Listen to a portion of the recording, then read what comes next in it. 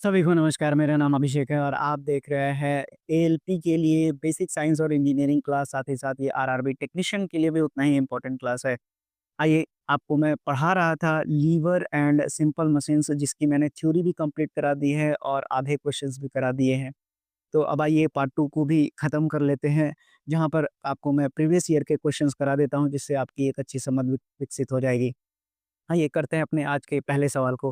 बोलता है कि जो रेशियो ऑफ रेजिस्टेंस होता है to overcome to the effort applied is referred to as, इसको क्या कहते हैं? तो निश्चित रूप से इसको मैकेनिकल एडवांटेजेस कहते हैं। मैंने आपको पढ़ा रखा है कि जो ratio of force generated by a mechanical advantages क्या होता है, तो ये ratio of force applied and resistance required to balance the force applied on an object, इसी को हम कहते हैं मैकेनिकल एडवांटेजेस।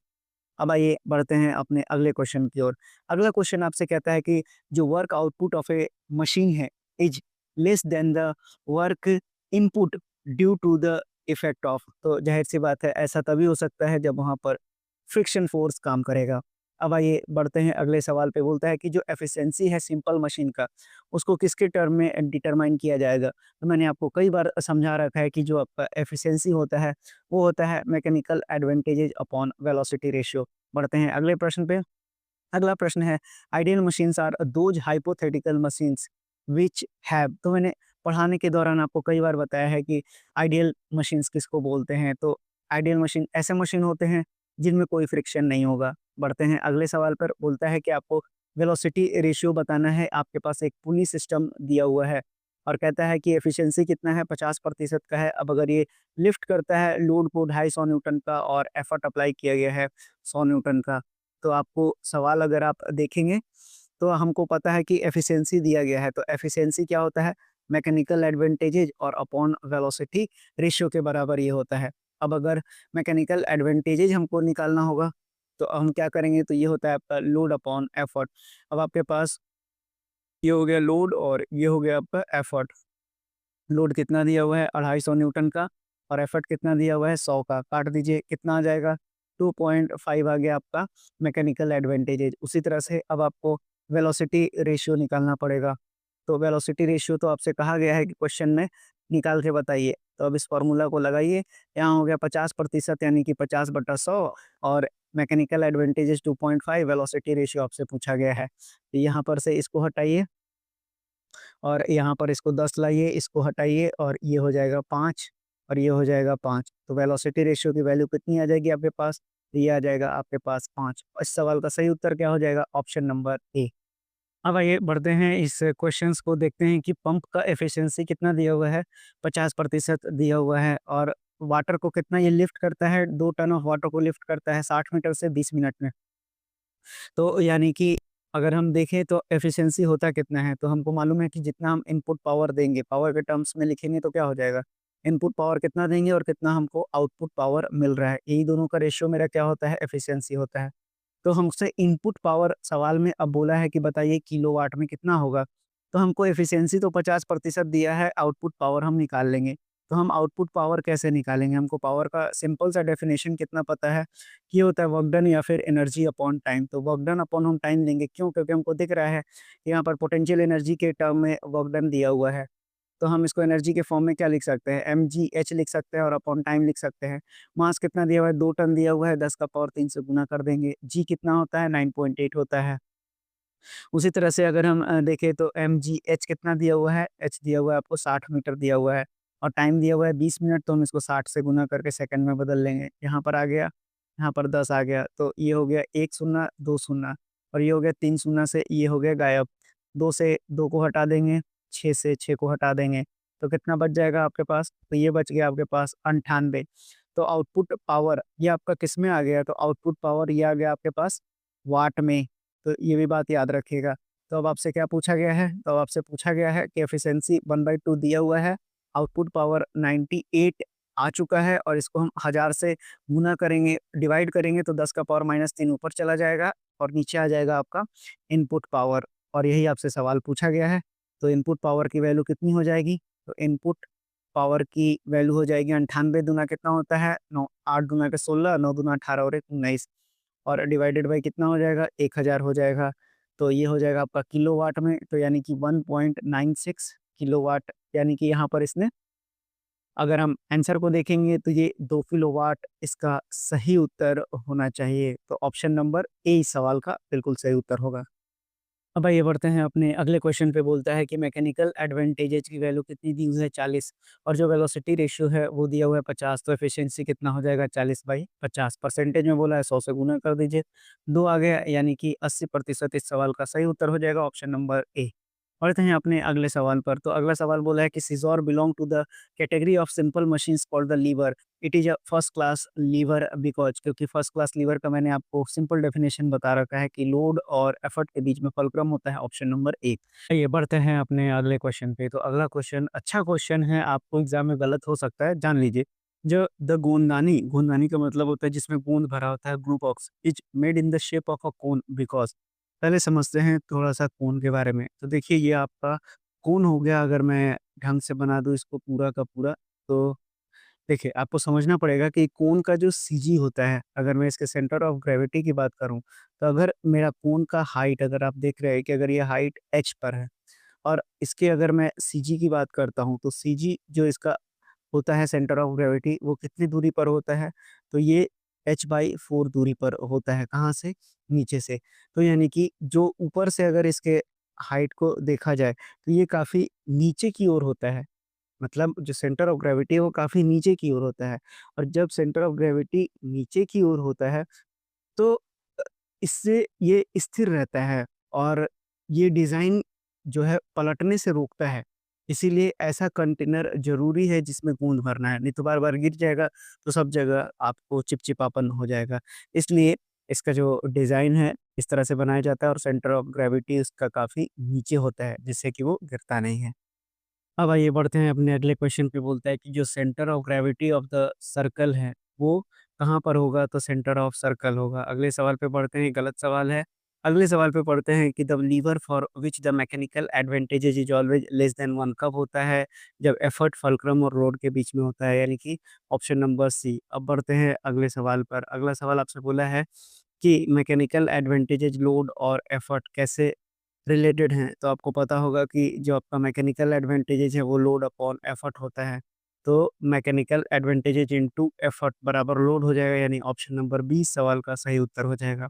अब बढ़ते हैं अपने अगले सवाल पर। अगला सवाल बोलता है कि जो लीनिंग टावर है पीसा का does not fall even though it is tilted, ऐसा क्यों होता है? तो ऐसा इसलिए होता है कि जो वर्टिकल लाइन पास करता है उसके सीजी से, इसलिए ऐसा जो है नहीं होता है। आपको मैं फिगर दिखाना चाहूँगा इसका, तब आपको समझ आएगा। तो अब आप देखिए इन फिगर्स को कि ये तो आपका लीनिंग टावर हो गया, और लीनिंग टावर कहाँ पर है? तो ये भी याद रखिएगा, लीनिंग टावर इटली में है जहाँ तक मुझे याद है, और इसको बनाने में कम से कम 200 साल लगा था, 1173 से लेके 1332 तक।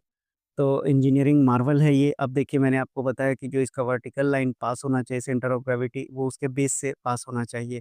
इसीलिए ये तब तक देखिए बेस के जितना ये करीब है, अब ये जैसे ही जो ये बेस लाइन है इसको इसने पार किया, जो ये लीनिंग टावर है ये गिर जाएगा, यानी अपना सीजी को डिसबैलेंस कर देगा, तो ज़ाहिर-सी बात है ऑब्जेक्ट गिर जाएगा। तो याद रखिएगा, अच्छा क्वेश्चन है, दोबारा पूछा जा सकता है आपसे। अब बढ़ते हैं आपको अगले क्वेश्चन पे। तो अगला क्वेश्चन आपसे पूछा गया है कि सेकंड क्लास लीवर कौन-सा है? तो सेकंड क्लास लीवर मैंने आपको कई बार बता के रखा है कि जो लोड होता है वो फुलक्रम और एफर्ट के बीच में होता है, तो ऑप्शन नंबर बी सवाल का सही उत्तर हो जाएगा। चलिए अब बनाते हैं इस सवाल को। बोलता है कि 2 चिल्ड्रन है जिनका वेट जो है 30 केजी और 20 केजी है, sitting at the end of a plank. ठीक है, एक प्लैंक बना लेते हैं क्योंकि इस आगे बोला है कि प्लैंक हॉरिजॉन्टल है। तो एक तरफ 30 केजी वाला बैठा है, आप किधर भी 30 केजी ले सकते हैं, ज़रूरी नहीं है मैं जिधर ले रहा हूँ उधर ही लीजिए, और एक तरफ 20 केजी है, बीच में आपका फलक्रम दिया हुआ है। तो अब आपको बोलता है कि जो लेंथ ऑफ प्लैंक है वो 5 मीटर का है, यानी कि यहाँ से यहाँ तक का दूरी 5 मीटर का है। तो अगर आप एक को x मानते हैं तो दूसरा कितना हो जाएगा 5 माइनस x हो जाएगा। इसी को x इसलिए माने क्योंकि आगे क्वेश्चन में कह रहा है डिस्टेंस ऑफ फुलक्रम 30 केजी से बताना है। इसीलिए मैंने इसको कौन-सा डिस्टेंस माना, इसको मैंने x मान लिया ताकि एक ही बार में रिज़ल्ट आ जाए। अब समेशन ऑफ m f के अबाउट 0 कर देंगे, तो एक आपका ये एंटी क्लॉकवाइज़ जा रहा है और एक क्लॉकवाइज़ जा रहा है, तो दोनों बैलेंस है। तो कुछ नहीं करना है आपको, जो 30 गुना x होगा वो किसके बराबर हो जाएगा 20 इंटू 5 माइनस एक्स के, और यहाँ पर भी आप चाहें तो जी से मल्टीप्लाई कर सकते हैं क्योंकि फ़ोर्स नहीं दिया हुआ है, वेट दिया हुआ है, तो जी से करेंगे तभी ये न्यूटन में बदलेगा, तो जी से जी कट जाएगा। ये भी आप बात आपको याद रखना है, नहीं लिखेंगे एग्ज़ाम में तो भी चलेगा क्योंकि आपको 4 ऑप्शन में टिक करना है। तो 30x की वैल्यू कितनी हो जाएगी? 20 पच्चे 100 और यहाँ कितना हो जाएगा 20x। तो 10x का वैल्यू कितना हो गया? 10x का वैल्यू आ गया आपके पास 100। तो सॉरी 30 और 20 कितना हो जाएगा? ये 50x की वैल्यू 100 आ जाएगी, तो 50 गुना के 100 तो x कितना आ गया? 2 मीटर आ गया, यही आपसे सवाल में पूछा गया था। तो इस सवाल का सही उत्तर हो जाएगा ऑप्शन नंबर डी। हाँ भाई, ये बढ़ते हैं अपने अगले क्वेश्चन पे। बोलता है कि अगर body is free to move about a point if many forces are applied but the body is in equilibrium, तो algebraic sum of the moment of those forces will be कितना हो जाएगा? तो समेशन ऑफ m कितना होता है आपका? 0 के बराबर होता है। तो इस सवाल का उत्तर ऑप्शन नंबर बी हो जाएगा। अगला क्या बोलता है आपसे कि अगर बोलता है कि masses of the 2 meteorites in the space is 7 KG और 9 केजी हैं। तो चलिए देख लेते हैं कि 7 केजी और 9 केजी का है। उसके बाद बोलता है कि they are at a distance of 8 metre from each other. तो एक मीटियोराइट इधर है और एक मीटियोराइट इधर है। एक का 7 केजी है और दूसरे का 9 केजी है। अब बोलता है कि then their centre of mass will be away from the 9 KG body. तो सेंटर ऑफ मास बिल्कुल ये बीचों बीच हो जाएगा, तो यानी कि ये भी 4 मीटर में बटेगा। और अच्छा, इन दोनों के बीच का दूरी कितना दिया हुआ है? इन दोनों के बीच का दूरी दिया हुआ है सबसे पहले तो आपके पास 8 मीटर दिया हुआ है। चलिए तो 8 मीटर लिख लेते हैं। तो आगे क्या बोलता है कि then their centre of mass will be away from the 9 KG body. तो देखिए centre of mass away from the body कितना होगा? अगर ये मान लेते हैं 9 केजी के लिए एक्स मान लेते हैं, तो दूसरा कितना हो जाएगा? 8 माइनस एक्स हो जाएगा। तो समेशन ऑफ एम 0 कर दीजिए और साथ ही साथ मान लीजिए ये पॉइंट ओ है, तो ओ के अबाउट 0 कर दीजिए और जी दोनों तरफ से लग के कट जाएगा क्योंकि फोर्स इंटू परपेंडिकुलर डिस्टेंस होता है वो। तो 7 गुना जी लिखना है तो लिख सकते हैं, मैं नहीं लिखूंगा, एक बार मैंने समझा दिया। 8 माइनस एक्स की वैल्यू कितनी हो जाएगी? 9 इंटू एक्स, क्योंकि ये एंटी क्लॉकवाइज जाएगा, ये क्लॉकवाइज जाएगा, तो दोनों बैलेंस हो जाएगा। तो ये हो जाएगा 56 माइनस 7x की वैल्यू 9x आ गई। 9 और 7 16x। तो 16x की वैल्यू कितनी आ गई? 56। तो x की वैल्यू कितनी आ जाएगी? 56/16। तो 8 दूना 16, 8 सतह 56, तो कितना आ जाएगा? 3.5 मीटर आ जाएगा ये। तो इस सवाल का सही उत्तर कितना हो जाएगा? 3.5 मीटर, यानी कि ऑप्शन नंबर डी। अगले सवाल पे बढ़ते हैं। बोलता है कि the moment of the couple. Couple का मतलब होता है, देखिए यहाँ पर भी 20 न्यूटन है, यानी कि दो फोर्स अगर सेम न्यूटन का एक ही दूरी पर लगते हैं तो उसको बोला जाता है कपल, है ना। और दोनों के बीच का डिस्टेंस कैसा है? परपेंडिकुलर है। तो यहाँ पर साइन थीटा यानी कि किसके बराबर हो जाएगा? साइन 90 के बराबर हो जाएगा, जो कि 1 हो जाएगा। तो टॉर्क कितना होता है? आर एफ साइन थीटा होता है। साइन थीटा तो 1 हो गया है, आर का वैल्यू 4 है और एफ का वैल्यू 20 है। तो कितना हो जाएगा? 80 न्यूटन मीटर। इस सवाल का सही उत्तर हो जाएगा ऑप्शन नंबर सी। अब आइए बढ़ते हैं अपने अगले सवाल पर। अगला सवाल आपसे पूछता है कि एक 3 हॉर्स पावर का मोटर है जो कि रोटेट करता है व्हील को 1200 रिवॉल्यूशन पर मिनट में। तो इसको तो आपको पहले अगर ऐसा यूनिट में चेंज करेंगे तो रेडियन पर सेकंड में करना पड़ेगा। तो आपसे टॉर्क पूछा है, तो टॉर्क क्या होता है? पी अपॉन ओमेगा होता है एंगुलर वेलोसिटी के टर्म में। तो अब जो है 3 हॉर्स पावर दिया हुआ है तो इसको चेंज करना पड़ेगा। तो 1 हॉर्स पावर में 746 वाट होता है। तो 3 गुना 746 करेंगे तो कितना हो जाएगा? 6 18, फिर 12 और 1 13, 17 21 22, तो 2238 वाट आ गया। चलिए अब ओमेगा आपके पास दिया हुआ है 1200 रिवॉल्यूशन पर मिनट दिया हुआ है ये। अब हमको इसको रेडियन पर सेकंड में करने के लिए क्या करना होगा? तो हम करेंगे, अब इसको हमको 2 पाई से गुना करना पड़ेगा। तो देखिए अगर हम इसको लिखते हैं, मैं आपको एक-एक स्टेप करके दिखाता हूँ। तो हमारे पास क्या है? 1200 ये रिवॉल्यूशन हो गया। उसी तरह से अब ये कितना दिया हुआ था आपका? पर मिनट यहाँ पर दिया हुआ था। तो अब अगर हम इस रिवॉल्यूशन पर मिनट को किससे गुना कर देंगे? तो आपको यहाँ पर गुना करना पड़ेगा, 2 पाई रेडियन हो जाएगा। तो ये हो जाएगा आपका 2 पाई रेडियन और नीचे आपका कितना आ जाएगा? बटा 1 रिवॉल्यूशन करना पड़ेगा। और उसी तरह से आपको एक बार और गुना करना पड़ेगा। तो ये कितना हो जाएगा आपके पास? 1 मिनट हो जाएगा और 1 मिनट में कितना सेकंड होता है? 60 सेकंड होता है। तो देखिए आपको रिवॉल्यूशन से रिवॉल्यूशन कट जाएगा, मिनट से मिनट कट जाएगा। तो आपके पास क्या बच जाएगा? और इससे इसको काट दीजिए, तो ये हो जाएगा 20, तो ये हो जाएगा 40 पाई और इधर आ जाएगा आपके पास रेडियन पर सेकंड आ जाएगा। तो अब 40 पाई रेडियन पर सेकंड आप रख दीजिए।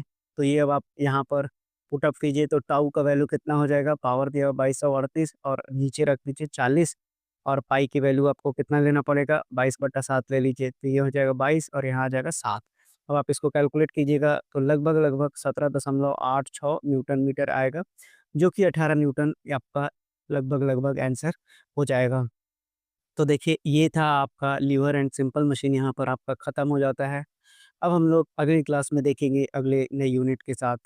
मिलते हैं तब तक के लिए धन्यवाद। कोई भी डाउट हो कमेंट बॉक्स में ज़रूर रखिए। साथ ही साथ अगर सेशन पसंद आ रहा हो तो लाइक, सब्सक्राइब और शेयर भी कर सकते हैं।